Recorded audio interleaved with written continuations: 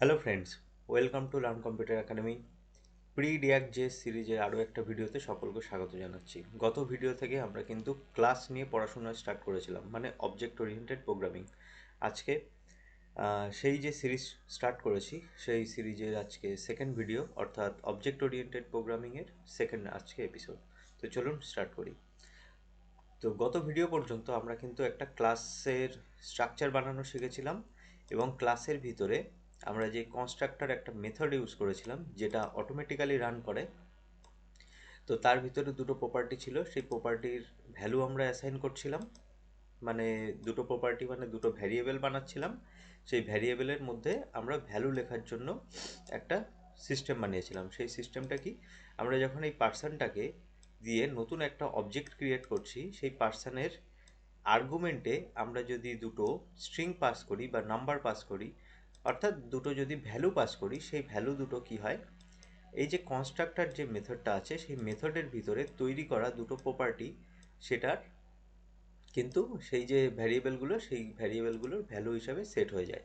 অর্থাৎ এই যে জন্ড আমি লিখেছি সেই জন কিন্তু এখানে এসে বসে এই যে দিস ডট নেম, অর্থাৎ এই যে কনস্ট্রাক্টর মেথড যেটা ইউজ করেছি বা ফাংশন যেটা ইউজ করেছি, তো তার ভিতরকার যে ভ্যারিয়েবল সেই ভ্যারিয়েবলের ভ্যালু হিসাবে সেট হয়ে যায়। ব্যাস এই জিনিসটা শিখেছিলাম। এবার ভ্যারিয়েবল হিসাবে যখন সেট হয়ে যাচ্ছে, তো সেটা পাওয়ার জন্য আমরা একটা ফাংশন বানিয়েছিলাম। সেই ফাংশনটা থেকে আমরা কিন্তু সেই ভ্যারিয়েবলটাকে রিটার্ন করিয়েছিলাম, যেমন দিস ডট নেম।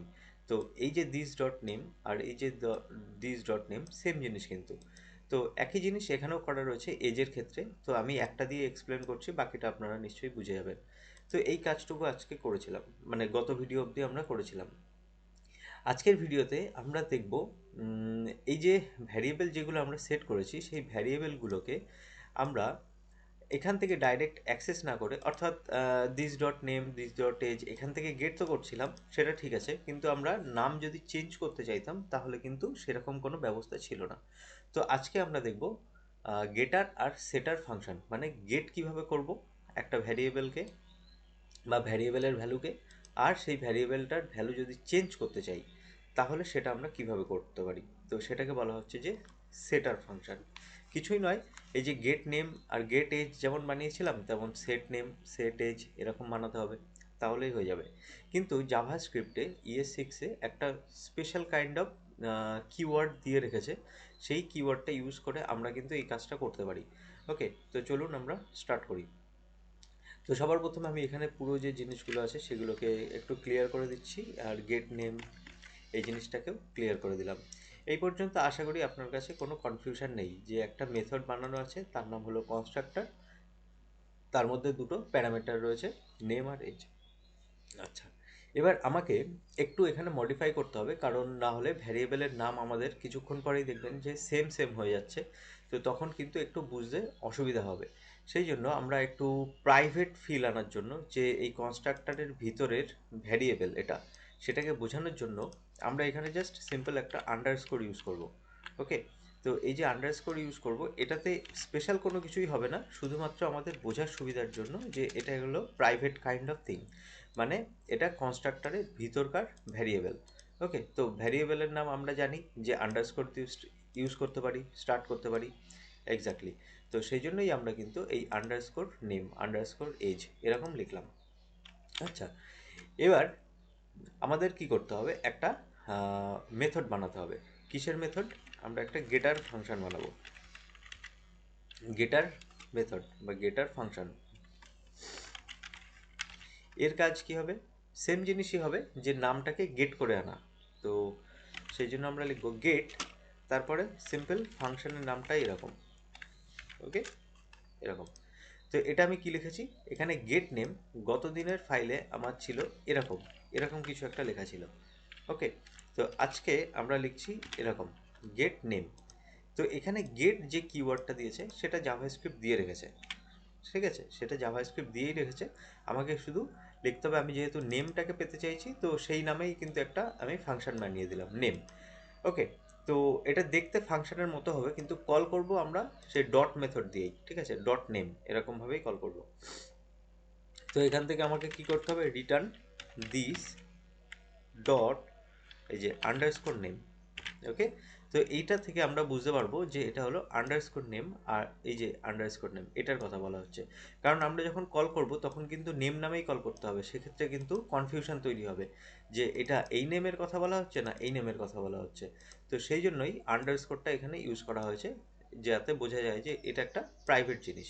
ওকে, তো এরপরে আমরা একই রকমভাবে এজের জন্য করে নিতে পারি একই জিনিস এজের জন্য ক্রিয়েট করতে পারি যে গেট এজ, কিছুই না, রিটার্ন করে দিই এখান থেকে return this dot underscore age, ব্যাস এরকম লিখে দিতে পারি। তো এই হয়ে গেল গেটার ফাংশন, ব্যাস এতটুকুই। গতদিন আমরা কিন্তু এই বিষয়টা দেখে নিয়েছিলাম, শুধু নামের যে ধরনটা মানে লেখার যে পদ্ধতিটা সেটা জাস্ট একটু বদলে গেল। ওকে, আর তেমন কিছু ডিফারেন্স কিন্তু এখানে হলো না। সেটার ফাংশন বা সেটার মেথড লিখি, বেটার হবে। সেটার মেথডে কি হবে, এই যে নাম যেটা আছে সেই নামটাকে আমাদেরকে সেট করতে হবে। তো তার জন্য একটা স্পেশাল ওয়ার্ড রয়েছে সেট, কী নাম রাখবো, নেম। খেয়াল করে দেখুন যে একই রকম একই নামে কিন্তু দুটো ফাংশন ক্রিয়েট করছি, যে একটা হলো এরকম গেট করার জন্য নেম, আরেকটা হলো সেট করার জন্য। ওকে, এইবার এর উপরে একটু যদি মাউস নেই, আমাকে কিন্তু এডিটার এখানে সাজেস্ট করছে যে সেট যখন তুমি লিখেছো, যখন তুমি কোনো কিছু সেট করতে চাইছো, তাহলে নিশ্চয়ই তুমি একটা এখানে ভ্যারিয়েবল দেবে, একটা ভ্যালু দেবে, যেটার মাধ্যমে কিন্তু নামটা সেট হবে। ইয়েস, আমাকে তো সেটা করতেই হবে, তো সেই জন্য নিউ নেম। ওকে, তাহলে বুঝতে পারলেন যে ডিফারেন্সটা কী হলো। আমি যদি এই প্যারামিটারটা এখানে না দিতাম, আমি যদি সিম্পল এরকম একটা ফাংশন বানাতে চাইতাম, তাহলে কোনো অসুবিধাই ছিল না। এই যে সেট নেম লিখেছি, এটার মাধ্যমে আমি নিজে বুঝতে চাইছিলাম যে আমি একটা নাম সেট করব যখন, মানে ভ্যারিয়েবলের ভ্যালু পরিবর্তন করব যখন, মডিফাই করব যখন, তখন এই ফাংশনটাকে কল করব। কিন্তু আমি যখনই এটাকে এইভাবে লেখা শুরু করছি, তখন কিন্তু এই সেট যেহেতু একটা স্পেশাল কাইন্ড অফ কিওয়ার্ড, তো আমার যে কোড এডিটার সে কিন্তু বুঝে গেছে যে এটা আমি ভবিষ্যতে ইউজ করব কোনো কিছুর ভ্যালু চেঞ্জ করার জন্য, পরিবর্তন করার জন্য। তো সেই জন্য আমাকে কিন্তু এখানে একটা ওয়ার্নিং দিয়ে দিচ্ছে। তো সেই জন্য আমি এখানে বলছি যে আমি একটা নিউ নেম পাস করব, মানে একটা প্যারামিটার পাস করব যে যখন আমি নেমটাকে কল করব তখন। কারণ দেখুন, এই নেমটা আর এই নেমটা এই দুটোই তো সেম, সেম না? তো দুটো একই নামে যদি ফাংশন হয়ে যায় তাহলে তো এরর আসার কথা। কিন্তু এই স্পেশাল কাইন্ড অফ কিওয়ার্ডের জন্য কিন্তু এখানে কোনো প্রকারের আমরা এরর দেখতে পাচ্ছি না, কারণ জাভা স্ক্রিপ্ট বুঝে গেছে যে ওইটা আমরা নাম গেট করার জন্য ইউজ করব, আর এটা নাম সেট করার জন্য ইউজ করব। ওকে, আমি এই মুহূর্তে কোনো ভ্যালিডেশন লাগাচ্ছি না, আমি সিম্পল নামটাকে কিভাবে সেট করতে হয় সেটাকেই লিখে দিচ্ছি। তো একই জিনিস, this dot underscore name equals to new name, new name, মানে এই প্যারামিটারটা এখানে পাস করে দিলাম। আচ্ছা, একই জিনিস আমরা এজের জন্যও করতে পারি, সেম জিনিস আমরা এজের জন্যও করতে পারি, এখানে এজ, আর এখানে হলো নিউ এজ। আচ্ছা, নিউ নেম একটু ক্লিয়ারলি বোঝার জন্য আমরা এইভাবে লিখি নিউ নেম, আর এখানে হবে age dot underscore age equals to age, বাস এতটুকুই। ঠিক আছে, আমরা ভ্যালিডেশন একটু পরে এসে করছি। এবার আমরা একটু তাড়াতাড়ি একটা কনস্ট পার্সন ওয়ান, প্রথম একটা পার্সন ক্রিয়েট করি। আমরা জানি পার্সন ক্রিয়েট করার জন্য এই যে ক্লাস যেটা বানাচ্ছি, অ্যাকচুয়ালি ক্লাস বলছে ঠিকই, কিন্তু এটা একটা ফাংশনই। ঠিক আছে, এটা কিন্তু একটা ফাংশন পার্সন। ওকে, তো এখন যেহেতু আমি পার্সন এখানে নতুন একটা পার্সন ক্রিয়েট করছি, আর যেহেতু কনস্ট্রাক্টর যে মেথডটা আছে এটা অটোমেটিক্যালি রান হয়ে যায়, এটা একটা ফাংশন অটোমেটিক রান হয়, তো সেক্ষেত্রে কিন্তু আমাকে এখানে নাম দিতে হবে, নাম জন, আর এর এজ এটাকেও আমাকে দিতে হবে। আচ্ছা, তারও আগে আমি আরেকটা জিনিস দেখিয়ে নিতে চাইছি যে কনসোল ডট লগ। ওকে, আর আরেকটা জিনিস আমি ছোট্ট একটা কাজ করে নিচ্ছি, যে কনসোল লগটাকে আমি এখানে const log equals to console dot log এভাবে লিখছি। এখানে কিন্তু কল করছি না আমি। ওকে, আমি জাস্ট একটা ভ্যারিয়েবলে অ্যাসাইন করে নিলাম এটাকে, কারণ বারবার কনসোল লগ লেখাটা একটু প্রবলেমেটিক। তো সেই জন্য আমি এখানে জাস্ট লগ লিখে নিলাম। আর টাইপ অফ পার্সন যদি একটু চেক করি, দেখুন ফাংশন, এটা বেসিক্যালি কিন্তু একটা ফাংশনই। ওকে, একটা ফাংশন, শুধু এটা সিনট্যাকটিক সুগার, মানে এখানে ক্লাস লিখে আমরা লিখেছি। তো স্পেশাল কিছু একটা মনে হতে পারে যে আমরা কিছু একটা বানাচ্ছি, হয়তো স্পেশাল। একদমই স্পেশাল কিছুই বানাচ্ছি না, একটা ফাংশনে ডিফাইন করছি। ফাংশন লেখার পদ্ধতিটা এটা। আর বেসিক্যালি জাভা স্ক্রিপ্টে যেহেতু প্রথম থেকে ক্লাসের কনসেপ্ট ছিল না আদার্স প্রোগ্রামিং ল্যাঙ্গুয়েজের মতো, যেমন C++, জাভা বা পিএইচপি। তো সেক্ষেত্রে যেহেতু এটাকে আমি পার্সোনালি বলবো একটু ফোর্সফুলি সিনট্যাক্স দিয়ে একটু বানানোর চেষ্টা করা হয়েছে। তো কোর যে একটা বিষয় থাকে যে কোনো প্রোগ্রামিং ল্যাঙ্গুয়েজে, তো সেই জায়গাটাকে তো অতটা বেশি মডিফাই করা সম্ভব না। সেই জন্য একটু ওপর ওপর সেই ফিলটা আনার চেষ্টা করা হয়েছে। আর এটা অবশ্যই মনে রাখবেন যে পিএইচপিতে যে ফাংশনের যে কনসেপ্টটা, না আমি সবসময় এই এক্সাম্পলটা দিই, পুরোনো ভিডিওগুলোতেও দেখবেন যে আমি জাভার থেকে বলি যে পিএইচপিতে অবজেক্ট ওরিয়েন্টেড প্রোগ্রামিং শেখা, বোঝা, এই ব্যাপারটা অনেক ইজি। কারণ এমনকি জাভাতেও কিছু কিছু কনসেপ্ট আছে, মানে কিছু কিছু কনসেপ্ট মিসিং আছে যেটা পিএইচপিতে আছে। কারণ অবজেক্ট ওরিয়েন্টেড প্রোগ্রামিংয়ের পুরো ফ্লেভারটা, পুরো কনসেপ্টটা পিএইচপির মধ্যে পুরোটা রয়েছে। ওকে, তো ওখান থেকে শেখাটা বেটার, পিএইচপিতে শেখাটা অনেক সহজ এই অবজেক্ট ওরিয়েন্টেড প্রোগ্রামিং, কারণ সিনট্যাকটিক্যাল ব্যাপারগুলো একটু কম। জাভা জাভার মতো অতটা বেশি নয়, বা C++-এর মতন অত বেশি কমপ্লেক্স নয়, কিন্তু পুরো ফুল কনসেপ্টটা ওখান থেকে ক্লিয়ার হয়। ওকে, তো ব্যাক টু দ্য আমাদের যে টপিক সেটা। তো এখন আমরা কি করতে পারি, এই যে পার্সন 1 যেটাকে আমরা বানালাম, পার্সন 1, পার্সন 1, এটার আমি নেমটা পেতে চাইছি। তো ডট নেম এরকম যদি আমি লিখি, দেখুন জন চলে এসছে। ঠিক আছে, তো এই নেমটা কোনটা? এই নেমটা কিন্তু আমরা এটাকে কল করেছি। ওকে, আমরা কিন্তু এই যে নেমটা, আমি কিন্তু এটাকে কল করেছি, এটাকে কিন্তু নয়। ওকে, বা এই ফাংশনটাকেও কিন্তু নয়। তো এবার আমি এখানে একটু আন্ডারস্কোর দিয়ে দেখি। তো আন্ডারস্কোর দেওয়ার পরে দেখুন এখানেও জন পাচ্ছি। তার মানে আমি এই ভ্যারিয়েবলটাকেও অ্যাক্সেস করতে পারছি, আবার এই ফাংশনটাকেও অ্যাক্সেস করতে পারছি। আর এখানে একটা মেথড আছে। তো জেনারেলি মনে হতে পারে যে এটা তো তাহলে এরকম, নেম যখন কল করছি আর এটা যদি সত্যি সত্যি গেটার ফাংশনই হয়, তাহলে তো এইভাবে কল করার কথা।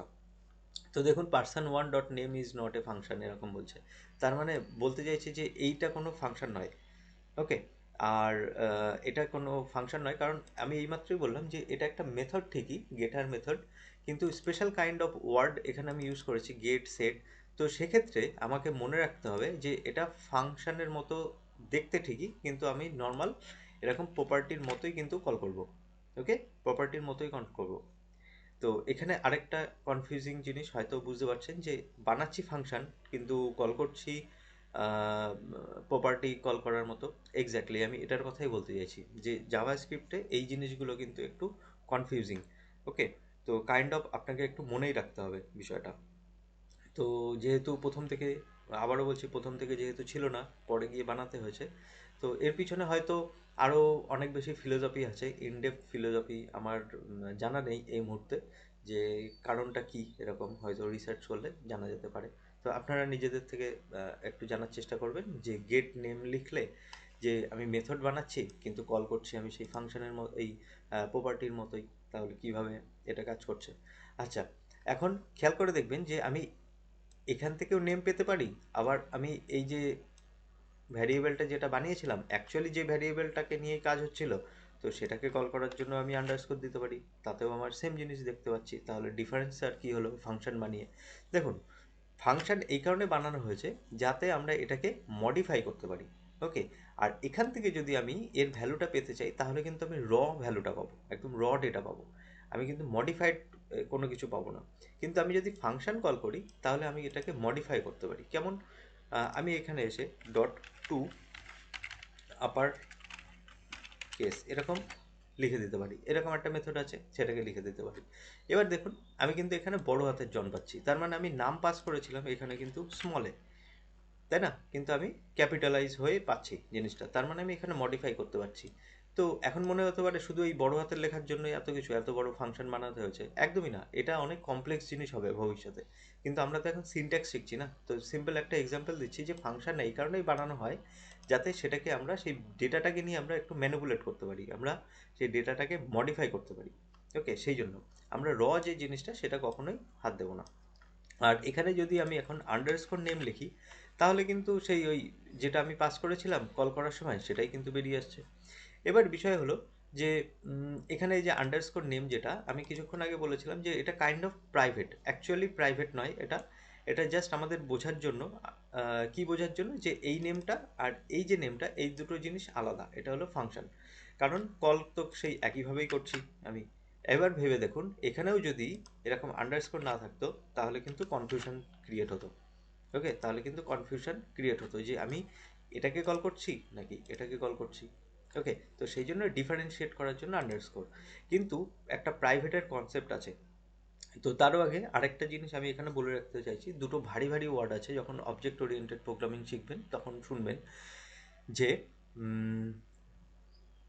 একটা হলো অ্যাবস্ট্রাকশন, অ্যাবস্ট্রাকশন, আর আরেকটা হলো এনক্যাপসুলেশন। তো এই ওয়ার্ড দুটো খুব ভারী ভারী, শুনতে অনেক ভয়ঙ্কর মনে হয়, আর অনেকটা মেডিসিনের নামের মতো, যে অ্যাবস্ট্রাকশন, এনক্যাপসুলেশন। তো জিনিসটা সিম্পল।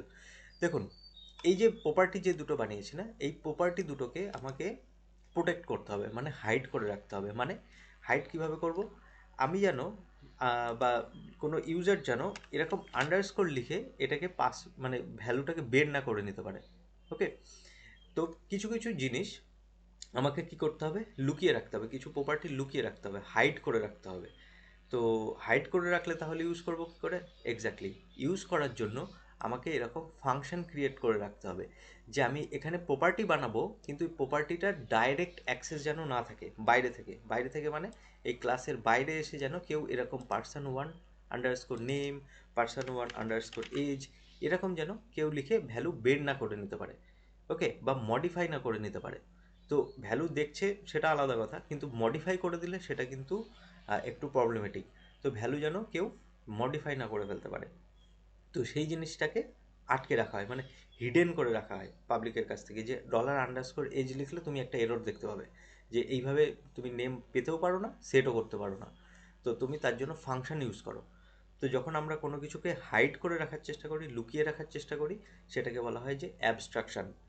আর এখন সেই প্রপার্টিটাকেই অ্যাক্সেস করব, কিন্তু একটু ঘুরিয়ে ঘুরিয়ে, মানে কোনো মেথডের মাধ্যমে। মেথড কোনটা, যে তুমি এজ, এজ জানতে চাইছো, তাহলে তুমি ফাংশন কল করো। কোন ফাংশনটা? এই যে সেট এজ, এইভাবে কল করো, তাহলে তুমি দেখতে পাবে।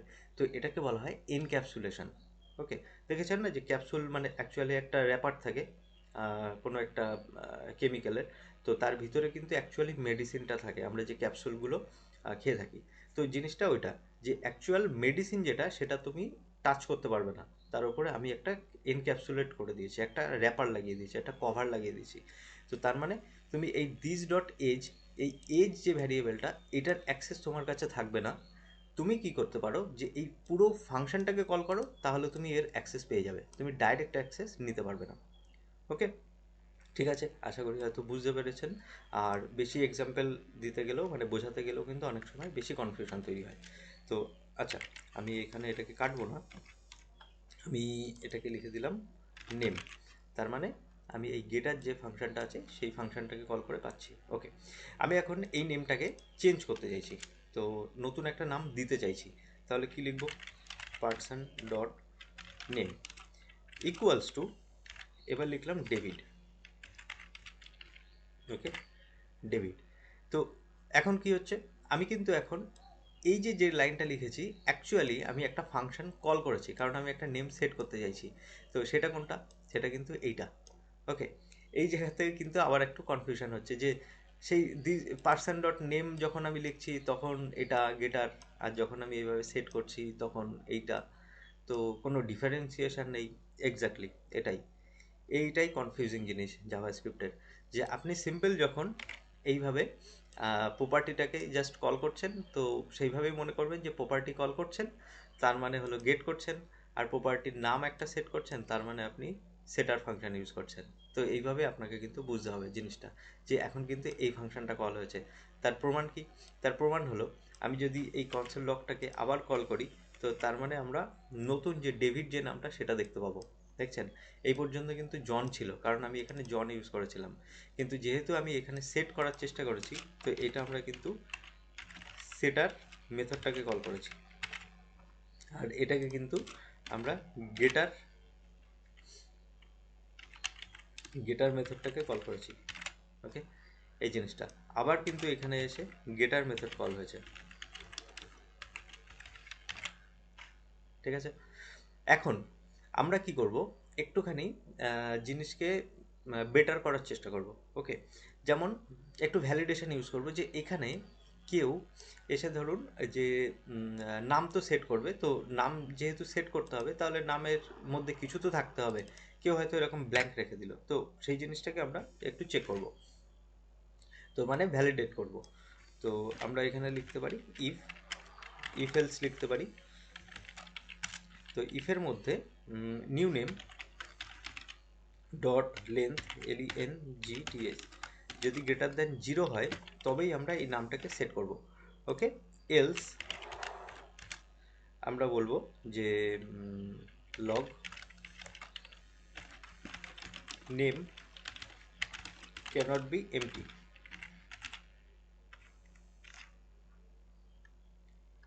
এখন যদি আমরা এখানে নেম পাস না করি, তো তখন কিন্তু আমাকে এই মেসেজটা দেখাবে, তো নেম ক্যানট বি এমটি। তার মানে হলো অ্যাকচুয়ালি আমরা এটা প্রুভ করতে পারলাম যে এই ফাংশনটাই কল হচ্ছে। তো এজের ক্ষেত্রেও আপনারা করতে পারেন এইভাবে, if new age greater than 0 হলে এটা হবে, এজ সেট হবে। আর এলস আমরা এখানে কনসোল লগ ইউজ করছি। আচ্ছা, ডাইরেক্ট লগ এই কারণে ইউজ করতে পারছি, আমি একটু রিমাইন্ডার দিই, আমি কিন্তু এখানে ভ্যারিয়েবলে একটা সেট করে নিয়েছিলাম, কারণ কনসোল লগ বারবার লিখতে চাইছি না। তো age must be a valid positive number. Okay, তো এটা আমরা কিভাবে ভ্যালিডেট করব? তো এজের ক্ষেত্রেও একই জিনিস, কেউ যদি এখানে এজ কল করে প্রথমে, তাহলে এজ দেখতে পাবে। আর যদি এখানে এজ সেট করতে চায়, সাপোজ -5, কেউ -5 সেট করতে চাইলো, সেক্ষেত্রে কিন্তু এখানে বলবে যে না, এজ কিন্তু একটা পজিটিভ নাম্বার হতে হবে। তো এজ 25 ছিল, আমি যদি এখন 35 করি, তাহলে কিন্তু এই এজটা চেঞ্জ হয়েছে এখন। ওকে, আশা করি বোঝাতে পেরেছি আপনাদেরকে যে এই যে গেটার মেথড আর সেটার মেথড কিভাবে কাজ করছে। তো জেনারেলি আমরা গেট করার জন্য এরকম একই জায়গায় আপনারা লিখে রাখতে পারেন যে সমস্ত ভ্যারিয়েবলগুলোকে পেতে চাইলে আমরা এরকম গেট লিখে নেম আর গেট এজ এরকম। আর সেটারের ক্ষেত্রে একই জায়গায় আপনারা প্রথমে আগে যে প্রপার্টিটা সেট করতে চাইছেন সেটা, তারপরে একে একে পরপর এইভাবে সেট করতে পারবেন। তো আজকের ভিডিওটা একটু বেশি লেন্দি হয়ে গেছে, তো আশা করি বুঝতে পেরেছেন। আমাদের পরবর্তী ভিডিওতে আরও অ্যাডভান্স টপিক নিয়ে আমরা ডিসকাস করব। আর এই ভিডিওটা কেমন লাগলো আপনারা জানাবেন কমেন্ট সেকশনে। চ্যানেলটা যদি লাইক শেয়ার সাবস্ক্রাইব না করে থাকেন, তাহলে কাইন্ডলি করে নেবেন। আজকের ভিডিও এতটুকু, আমাদের পরবর্তী ভিডিওতে আবার দেখা হবে। ধন্যবাদ।